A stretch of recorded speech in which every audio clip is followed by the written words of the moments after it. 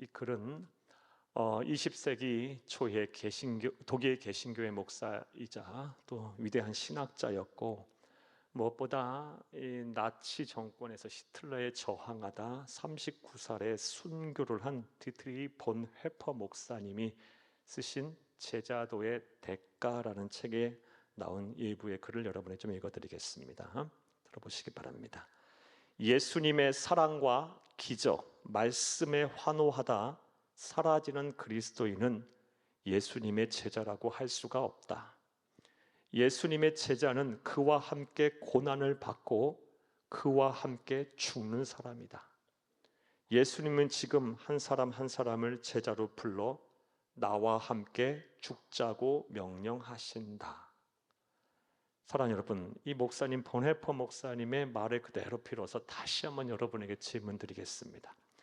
여러분은 지금 예수님의 사랑과 기적, 말씀에 환호하다 그냥 사라지는 그리스도인이십니까? 아니면 예수님과 함께 고난을 받고 그와 함께 살고 죽는 예수님의 참된 제자이십니까?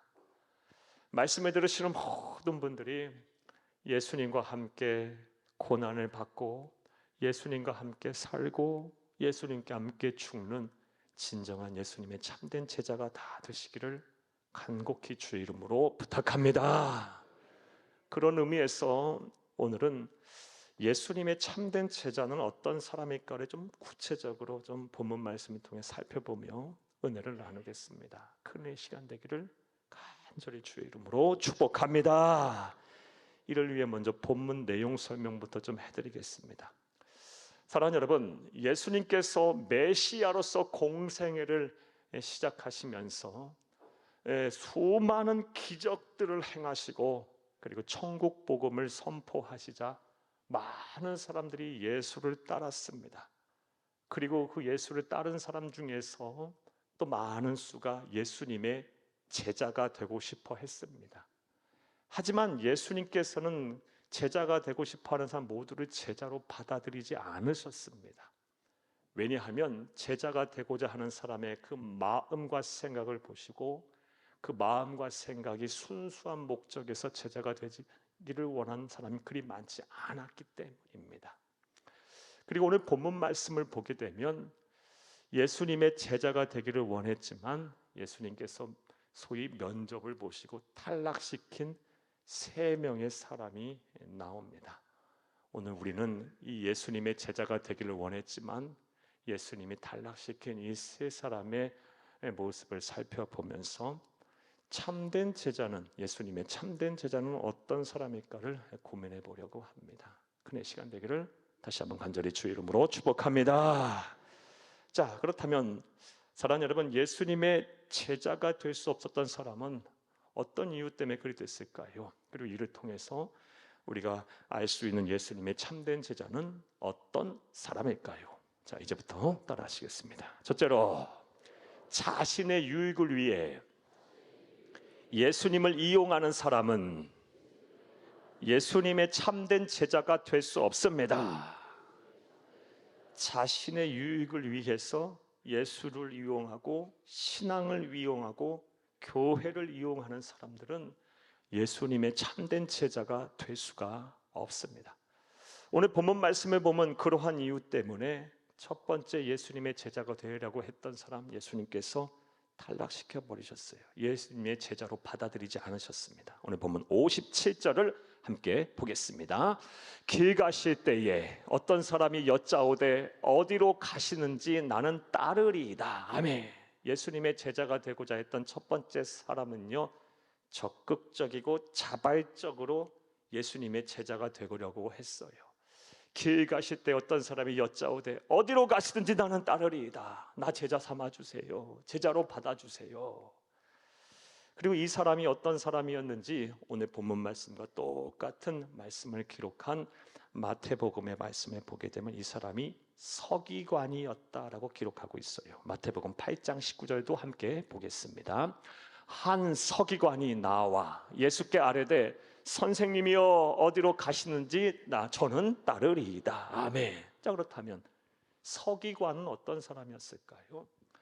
사랑하는 여러분, 서기관은 당시 율법 학자이면서 서기관이 하는 주된 일이 무엇이냐? 하나님의 말씀을 대필하는 거였어요. 사랑하는 여러분, 당시 하나님의 말씀은 아무나 대필할 수가 없었어요. 먼저 그만큼의 지적 능력이 돼야 하고, 고대 히브리어는 점 하나만 잘못 찍게 되면요, 전혀 의미가 달라져 버려요.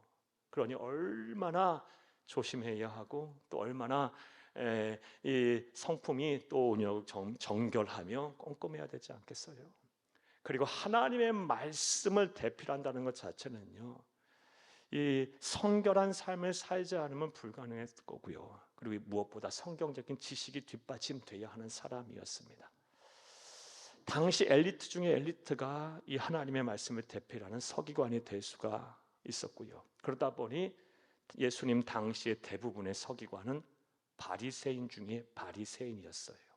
바리새인은 구별된 자란 뜻이고, 예수님 당시 전 세계를 통해서 3,000명밖에 없을 정도로 아주 유능하고 자타공인 엘리트 중에 엘리트였던 사람들이었어요.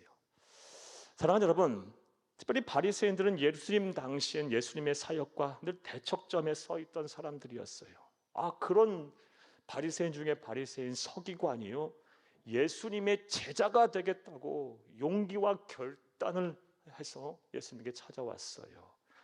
누가 봐도 이 사람 예수님의 제자가 되게 딱 알맞은 조건을 가진 사람처럼 보입니다. 자, 그런데 예수님께서는 다음과 같이 말씀하시면서 너는 나의 제자가 될 수 없다라고 말씀하셨습니다. 오늘 보면 58절을 함께 읽겠습니다. 예수께서 이르시되 여우도 굴이 있고 공중에 새도 집이 있으되 인자는 머리 둘 곳이 없도다 하시고. 아멘. 예수님 나 제자 되고 싶어요 했더니 어찌 보면 선문답 같은 말씀을 하세요. 여우도 굴이 있고 공중에 새도 집이 있으되 인자는 머리 둘 곳이 없도다. 느닷없이 왜 이런 말씀하셨을까요? 이 말씀의 뜻이 무엇입니까? 나는 이것저것 떠도는 삶을 살고 있으니 너는 나의 제자가 될 수 없다라는 말씀입니다. 자, 그렇다면 왜 예수님께서 이런 말씀을 하시면서 이 예수님을 향해 제자가 되겠다고 찾아온 서기관의 이런 서기관을 제자로 받아들이지 않으셨을까요? 그 이유는 명확합니다. 우리 잘 알다시피 예수님은 우리의 마음과 생각을 그대로 보시는 하나님이세요.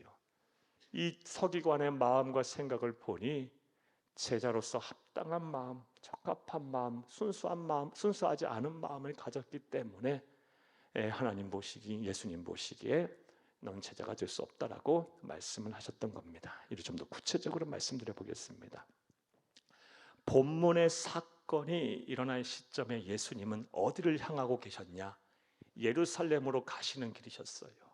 그래서 오늘 본문 57절 말씀에 길 가시던 때에, 예루살렘으로 향해 가시던 때였어요. 왜 예수님께서 예루살렘으로 가시고 계셨습니까? 온 인류의 죄를 대신하여 십자가에서 죽으시기 위해서 가시는 길이었어요. 그리고 이것을 제자들에게도 말했고요, 많은 사람들에게도 선포했어요. 자, 그런데 이 제자가 되기로 결심했던, 그리고 하나님 앞에 나왔던 이 서기관은요, 예수님께서 예루살렘에 가시는 의도를 정확하게 파악하지 못했어요. 아마 서기관 다음같이 생각을 했을 거예요. 예수님께서 수많은 군중들을 이끌고 예루살렘에 들어가시게 되면 혁명이 일어날 거다. 그래서 예수님께서 유대인의 왕으로 등극을 하시고 부패한 헤롯 정권을 무너뜨리고, 그리고 무엇보다 로마 정권, 로마의 세력들을 다 외부의 세력들을 물리칠 것이다. 그리고 하나님의 나라를 이 땅에 세우실 것이고, 그리고 예수님이 왕이 됐을 때 내가 예수님의 제자라면 한 자리쯤 차지할 수 있을 것이다 라는 기대감을 가지고 소위 말해 유대교회에서 예수님으로 말을 갈아타려고 했던 것입니다. 그리고 예수님이 딱 보니까 나를 이용해서 무언가 얻으려고 하는구나, 그래서 제자가 되려 하는구나 라고 보시면서 여우도 굴이 있고 공중에 새는 짓도 있건만 나는 인자는 머리 둘 곳도 없다. 나는 이것저것 떠돌아다니는 사람이다.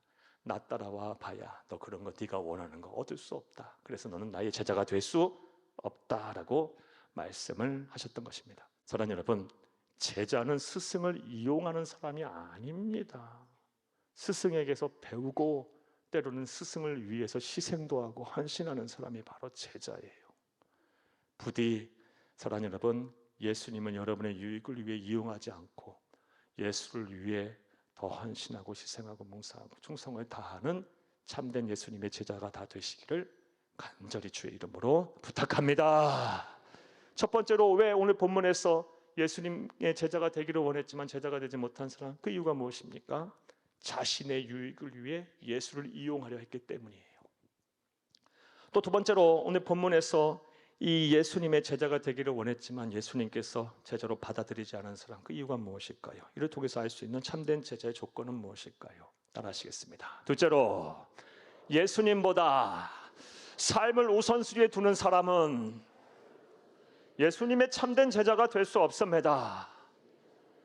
예수와 복음보다 자신의 삶을 우선순위에 두고 사는 사람은 절대로 예수님의 참된 제자가 될 수가 없습니다. 그리고 이런 이유 때문에 오늘 본문을 보게 되면 두 번째 사람 제자로 받아들이지 않으셨어요. 오늘 본문 59절을 함께 보겠습니다. 또 다른 사람에게 나를 따르라 하시니 그가 이르되 나로 먼저 가서 내 아버지를 장사하게 허락하옵소서. 아멘. 59절 말씀에 보면 두 번째 예수님의 제자가 되려고 했지만 제자로 받아들이지 않은 사람은 참 안타까운 사람이에요. 왜냐하면 첫 번째 사람, 그리고 나중에 볼 세 번째 사람의 경우는요, 자신이 먼저 제자가 되기를 원했어요. 하지만 두 번째 사람은 우리가 보다시피 예수님이 나를 따르라라고 권면했던 사람이에요. 마치 베드로, 야고보, 요한처럼 나를 따라오라, 내가 사람을 낚는 어부가 되게 하리라, 이처럼 예수님께서 먼저 제자가 될 것을 권면했던 사람인데요, 이 사람 뭐라고 이야기하면서 주저주저하며 거부합니까? 나로 먼저 가서 내 아버지를 장사하게 허락하옵소서. 이 말을 하면서 예수님의 권면에 머뭇거려요. 그러자 예수님 다음같이 말씀하시며 너 안 된다 말씀하셨어요. 60절을 함께 보겠습니다. 이르시되 죽은 자들로 자기의 죽은 자들을 장사하게 하고 너는 가서 하나님의 나라를 전파하라 하시고. 아멘. 죽은 자들로 자기의 죽은 자들을 장사하게 하고 너는 제자가 되어야 한다. 근데 너 이렇게 안 하니 너는 안 된다 라고 말씀하신 거예요. 자, 그런데 이 말씀을 우리가 잘못 해석해서 예수님의 제자로 살게 되면 부모와 자녀 간의 연도 끊어야 하는 그런 아주 매정한 삶을 살아야 하는 것이다라고 생각을 해서는 안 됩니다. 오히려 반대 방향으로 가야 돼요. 우리가 예수님의 제자로 살게 되면요, 더 가정의 자리 잘 지켜야 돼요. 또 부모에게, 또 자녀들에게, 또 형제들에게 잘 하셔야 되는 거예요. 왜냐하면 예수님의 제자로 산다라는 것은요, 다른 여타 종교의 구도자들처럼 세상을 등지며 사는 삶을 사는 것이 아니기 때문에 그래요. 사랑하는 여러분, 우리 그리스도인들이 예수님의 제자로 살면서 하나님의 나라를 이루어야 할 곳은요, 세상 속이지 속세를 떠나는 것이 아니에요. 이게 우리 기독교가 가진 현장성이에요. 사랑하는 여러분. 자, 그렇다면 왜 예수님께서는 이런 말씀하시면서 두 번째 제자로 제자로 따르라고 하셨음에도 불구하고 제자로 받아들이지 않으셨을까요? 사랑하는 여러분, 이 말씀을 우리가 이해하려면 당시 성서 시대에 유대인들이 언제 유산을 상속했는지, 자녀들과 후손들에게 유산을 상속했는지 당시 사회성을 좀 이해할 필요가 있어요. 예수님 당시 유대인들의 유대 부자들이 자녀들과 후손들에게 유산을 상속을 언제 했느냐? 임종 직전에 했어요. 따라서 임종 직전에 그 자녀들이 부모 앞에 있지 않으면 어떻게 돼요? 유산 제대로 못 받아요. 그런데 이 두 번째 예수님을 제자가 되려 했던 사람요, 만약에 예수님 따라가 버렸다면, 아버지를 장사하지 아니고 따라가 버렸다면 어떻게 되겠어요? 유산 못 받을 거 뻔해요.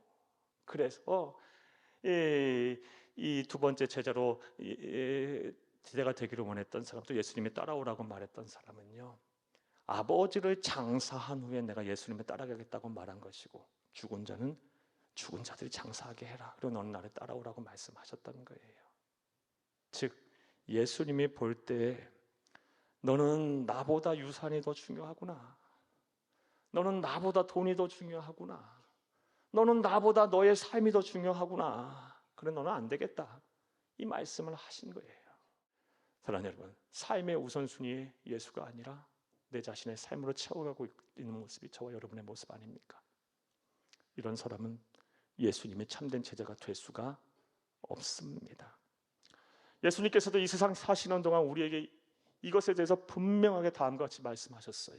우리 잘 아는 말씀입니다. 마태복음 6장 31절 33절 함께 읽겠습니다. 그러므로 염려하여 이르기를 무엇을 먹을까 무엇을 마실까 무엇을 입을까 하지 말라. 이는 다 이방인들이 구하는 것이라. 너희 하늘 아버지께서 이 모든 것이 너희에게 있어야 할 줄을 아시느니라. 그런즉 너희는 먼저 그의 나라와 그의 의를 구하라. 그러면 이 모든 것은 너희에게 더하시리라. 아멘. 이 말씀은요, 무엇을 먹을까 무엇을 마실까 무엇을 입을까 아예 신경도 안 쓰고 뭐 살라는 말씀이 아니에요. 어떻게 사람이 세상을 살면서 이런 거 신경 안 쓰고 이런 거 위해서 살지 않 이런 것 전혀 생각 안 하고 살 수 있겠어요? 삶의 우선순위는 너는 어디다 두고 살아야 하느냐에 대한 말씀이에요. 먼저 그의 나라와 그의 의를 구하라. 그럼 이 모든 것을 너희에게 더하시리라. 무엇을 먹을까 무엇을 마실까 무엇을 입을까 염려하지 마라. 하늘 아버지께서 이 모든 것이 너에게 있어야 할 줄을 아시느니라. 이런 거 염려하면서 자꾸 너의 삶의 우선순위를 예수와 복음을 뒤로 미루는 것들은 이방인들이라 하는 거야. 불신자들이라 하는 거지. 그리스도인들은 그렇게 사는 것이 아니란다 라고 우리 주님께서 하신 말씀이에요. 사랑하는 여러분, 여러분에게 다시 한번 여쭤보겠어요. 여러분의 지금 삶의 우선순위는 어디에 가 있습니까? 좀 솔직해집시다. 예수와 복음이 여러분의 삶의 최우선순위입니까? 아니면 예수와 복음은 입으로는 삶의 우선순위입니다라고 말하지만 실제 삶에서는 저 뒷전에 물러나고 있지는 않으십니까? 분명한 사실은요, 예수와 복음이 예수가 우리 주 예수 그리스도께서 내 삶의 우선순위가 되지 않는 사람은 예수님의 참된 제자가 될 수가 없습니다. 이것을 온전히 알고 예수와 복음의 삶의 우선순위에 두고 사는 귀하고 복된 성도님들이 다 되시기를 간절히 주의 이름으로 부탁합니다. 또 세 번째로 오늘 본문 말씀에서 예수님의 제자가 되려고 했으나 예수님의 제자가 되지 못했던 사람, 어떤 사람일까요? 우리 이를 통해서 알 수 있는 예수님의 참된 제자는 어떤 사람일까요? 따라하시겠습니다. 셋째로, 예수님과 세상을 함께 사랑하려는 사람은 예수님의 참된 제자가 될 수 없습니다. 예수님과 세상을 함께 사랑하려는 사람은요, 예수님의 참된 제자가 될 수 없어요. 이런 이유 때문에 오늘 본문 말씀에 보면 세 번째 사람도 면접에서 탈락했어요. 예수님의 제자가 되지 못했습니다. 오늘 보면 61절을 함께 읽겠습니다. 또 다른 사람이 이르되 주여 내가 주를 따르겠나이다마는 나로 먼저 내 가족을 작별하게 허락하소서. 아멘. 세 번째 사람도요, 자신이 자발적이고 적극적으로 예수님의 제자가 되겠다고 했어요. 주여 내가 주를 따르겠나이마는, 근데 조건이 붙었어요. 나로 먼저 내 가족을 작별하게 허락하소서.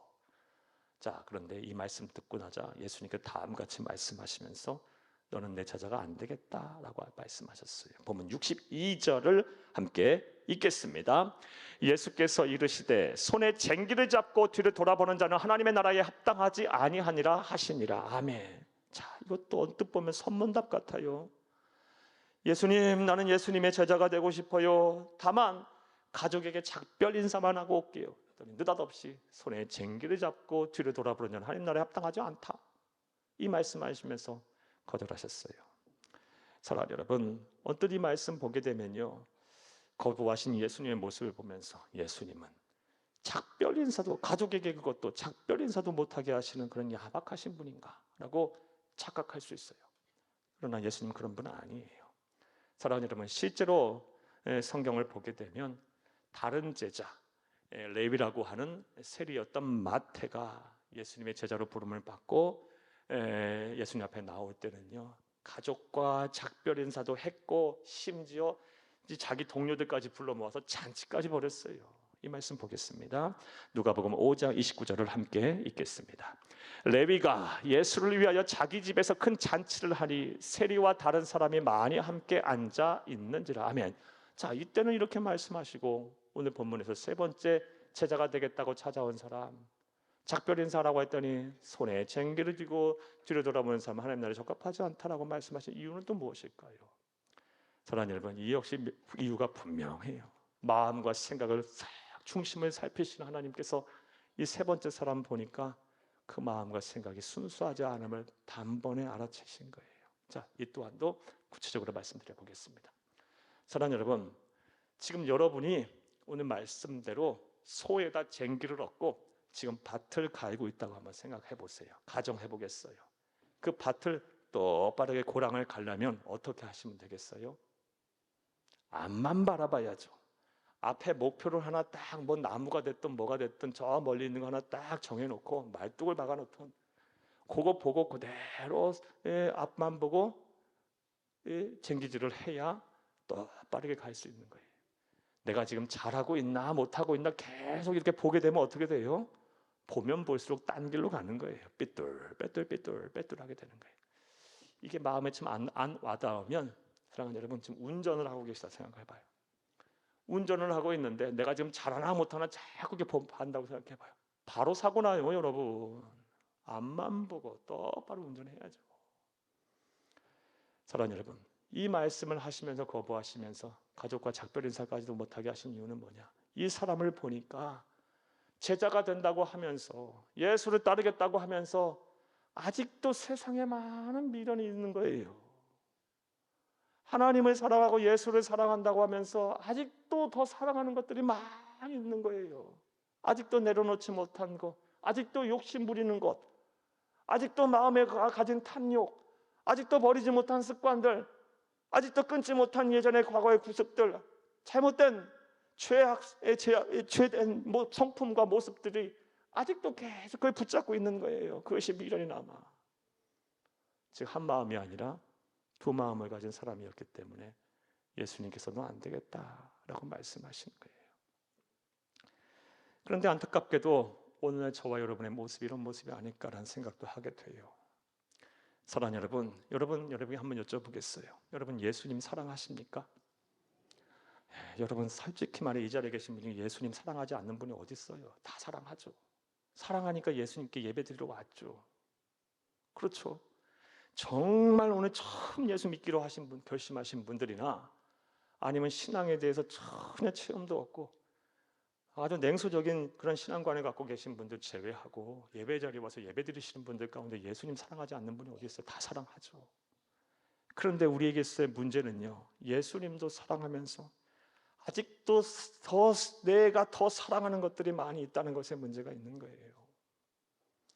정말 예수 사랑한다고 하면서 정작 사랑하는 것은 따로 있어요. 예수만이 나의 소망이라고 말하면서요, 정말 내가 마음에 소망을 두고 있는 것은, 감춰두고 있는 건 따로 있어요.